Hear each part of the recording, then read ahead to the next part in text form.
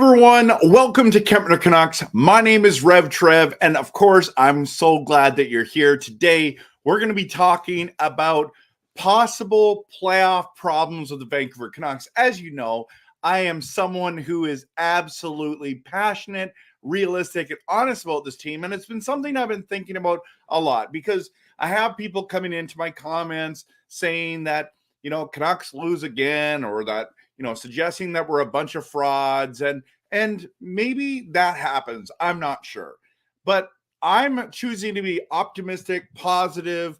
I'm so pumped about watching this team in the playoffs. I mean, it's been a long time since we even seen playoff hockey, right? And so, but I'm not naive to the fact that we have challenges, that there's other teams that are also trying to win the Stanley Cup, that this is not going to be a cakewalk for anyone, including our beloved Canucks. And so when I'm thinking about the playoffs, I'm thinking, okay, what are the problems with Vancouver where we could get exposed and lose a round, or, not make the Stanley Cup final or win the cup or whatever. And I know that people are saying, Canuck fans, you need to pump the brakes. And you know what I've been saying the whole time? I'm not pumping the brakes. I'm hitting the gas. They've exceeded my expectations. They're a fantastic hockey team. They're so fun to watch. It's been an absolute blast to be a Canucks fan. This is the first time in a very long time we've been this excited, have seen this much success. I mean, you're looking at the way that Brock's played, Hughes, Miller, even Pettersson in his slumps is still doing quite well. I mean, he has 33 goals. He has 82 points in 70 games. Like unbelievable. I mean, Demko's been amazing. Hronik's been amazing. Joshua's been amazing. Like, there's all this positive stuff. But if we're honest, there are some challenges. Now, just a reminder, if you haven't hit any or followed any of my socials on Instagram, Facebook, X, or YouTube, please do that under Kempner Canucks. I'd appreciate that. Okay, so let's dive into the big question. And I want you to post this in the comments, okay? Because what do you think are the possible playoff problems for the Canucks? Like, what is it when you look at this team and you're sitting there and you're going, man, I am totally nervous about what's happening in Vancouver, and this is how we could lose. This is what I'm nervous about. Now, a lot of people want to talk about who we match up against, and that is true, right? Like, we can get a bad matchup. For example, the Colorado Avalanche have beat us every single time they played us this year. And so that's just a fact. It's not that I think that we are definitely going to lose to Colorado. I think we have an opportunity because we're good as well. I mean, the last game I was literally at it. And if you haven't watched that video yet, would you just check it out? It's actually pretty good.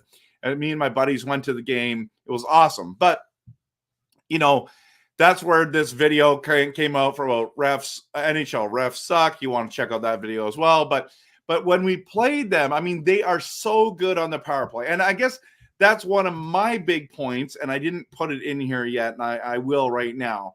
But is the power play has to be good, right? Has to be good. Because if it isn't, I mean, what are we going to do? The power play this year has been so hit and miss. So we're just going to go into some possible potential things where we could fail in the playoffs. Now, if we have a good power play, I think that's going to be something that is really, really amazing. But again, just post in the comments what you think are the possible playoff problems for the Canucks. I think it's the power play. It has to be good, or else, because if it struggles, that definitely is going to hinder our Canucks. Now, the good news is we can score 5-on-5, everyone.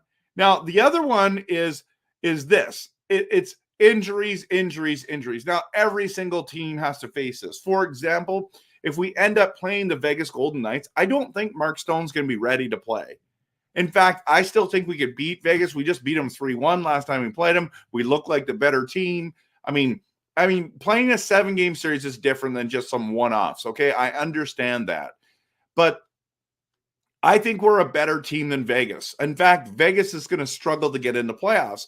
But if we think about any team in the playoffs, injuries is a major contributor. In fact, I thought we would have won in 2000 and 11, but the injuries caught up with us at the end. I mean, Mason Raymond broke his back, and some of the things that had happened, and everyone's playing through injuries in the playoffs. I get that, but significant injuries that keep people out, that is the key. So here's the question in that, and it comes down to this, because goaltending, defense wins championships, right?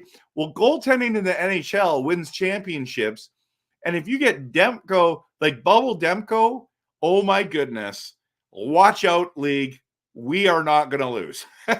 But what happens if Demko's not ready for the playoffs, or that injury sustains longer? Can DeSmith do enough to win in the playoffs? That is a major question. If we don't have Demko, is it over? I mean, DeSmith has played pretty good as of late. I know that there's a drop-off, so don't get me wrong when I say that, okay, everyone? But here's the thing. This is a legitimate concern. If we don't have Demko, I'm not sure if we can do it. Now, there will be no other choice, and that's why you get a guy like DeSmith, because you're hoping if, Lord forbid, anything happens to Demko, you've got DeSmith. And I'm still pretty positive about DeSmith's potential, and he would give us a chance to win a lot. But can he win games and playoff rounds for us, or do enough to do that? Because, look at Colorado, for example. Georgiev, are you kidding me? Like, he's not the greatest goaltender. He's pretty good. But he's not the greatest goaltender. I think that's the hugest question mark for Colorado. I think the hugest question mark for Edmonton is Skinner. What Skinner are you going to get? Right? Now, I also think that their defense isn't as good either, but their offense is unbelievable, right? So these are the big problems that you can see it in other teams, but when we have Demko in net, I think that just comes another thing. Now, here's the other thing is Pettersson, if he can't play versus the big boys, like, let's be honest, right? If he doesn't produce in the playoffs, I don't care what you do in the regular season, Elias, playoffs matter in Vancouver. You have all the talent in the world. Last game, you were throwing your weight around. You were stick handling, shooting the puck. You were looking like back to similar normal self, right? Even on the power play, you were ripping the puck. Didn't go in, but I mean, that the effort's there. What kind of Pettersson are we going to get in the playoffs? Because that is absolutely crucial to know, right? Absolutely crucial to know. Also, if Lindholm's play doesn't improve, I think that's going to be a problem for Vancouver. The reason why we got Lindholm was so that he could perform in the playoffs, that he could gel with his team. Now, here's the thing that this is my personal opinion. I know that Lindholm is a top 6 forward, okay? But I actually don't even think he's a top 6 forward. I think he's a top 6 center. He plays best when he plays on center. When he plays on the wing, you just watch him. He does not play that great. And so if you're going to, make the lineups a little more smart, because like right now we're waiting for Joshua to get back. Once he gets back, if they put that third line together of Joshua, Bluger, and Garland, that's going to be pretty awesome. But the second line has to be someone like, I would put Mikheyev, Lindholm, and Pettersson on the right-hand side, right? That's what I would do there. But if you put Pettersson in the middle and Lindholm on the side, I don't think he works out that well. In fact, I would be okay too if you stacked the Lotto line, Pettersson, Hughes, and Besser, and then you had Lindholm as the second center, and then with Höglander, of course. Oh, right. I forgot about Höglander. Mikheyev's going to play with Besser and Miller. But anyways, Höglander, and then you have Lindholm and, I don't know, whatever winger you want to put on that side.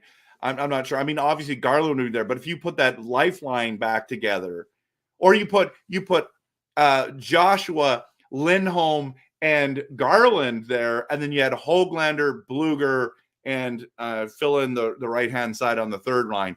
That's something you got to think about, right? Like Lindholm is a really, in my opinion, to have success and to see really good, we need to see success from Lindholm as well as Pettersson. That's important because really, if you're honest, your stars are going to be your stars, right? They just are. If they don't, your stars don't produce, your season's over anyways.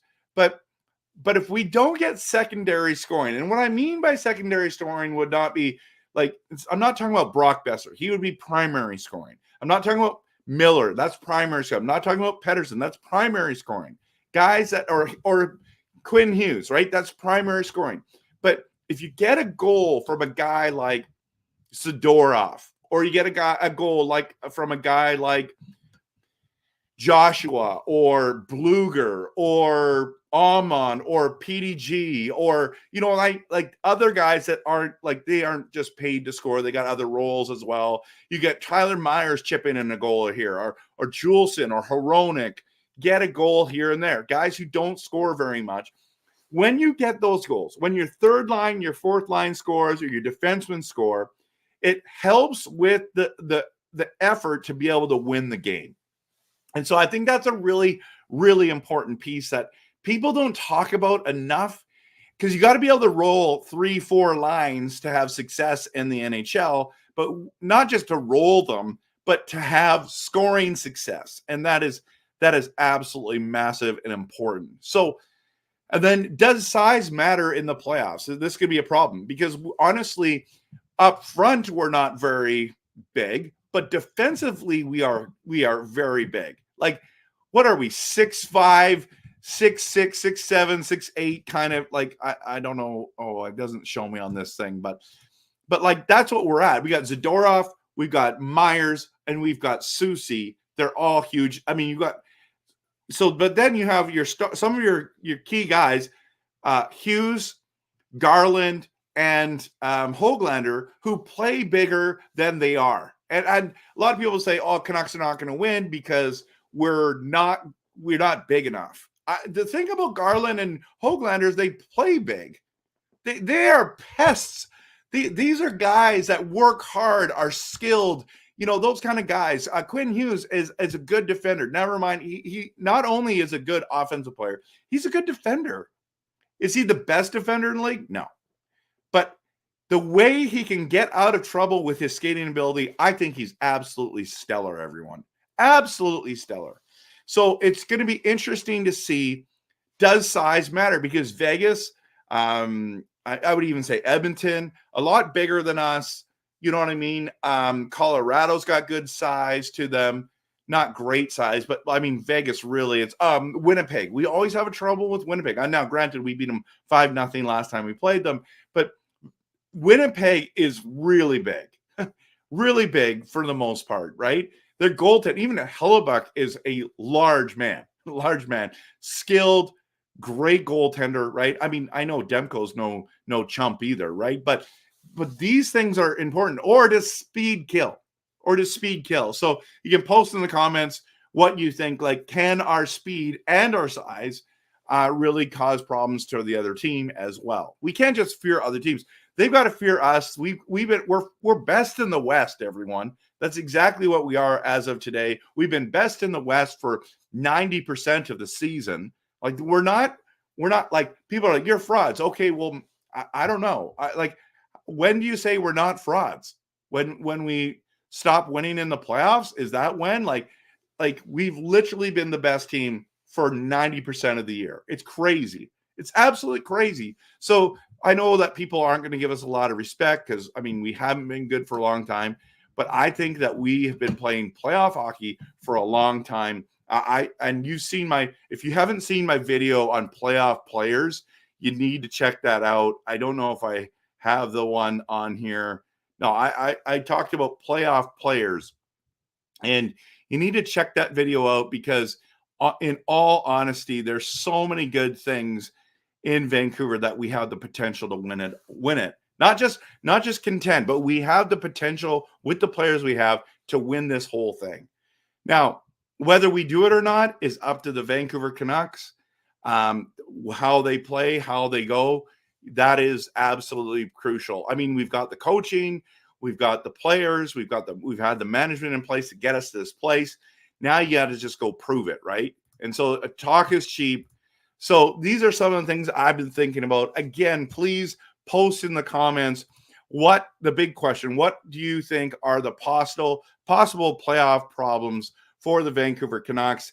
And don't forget to hit that like and subscribe, everyone, because I'm trying to grow this channel. I'm trying to do passionate, realistic, honest Canuck takes. And please consider following me on Facebook, on X, on Instagram, and on YouTube. Thank you so much for coming by and watching this video.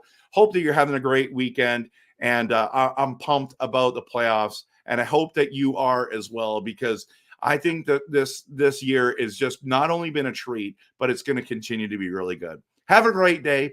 And of course, always, go Canucks, go.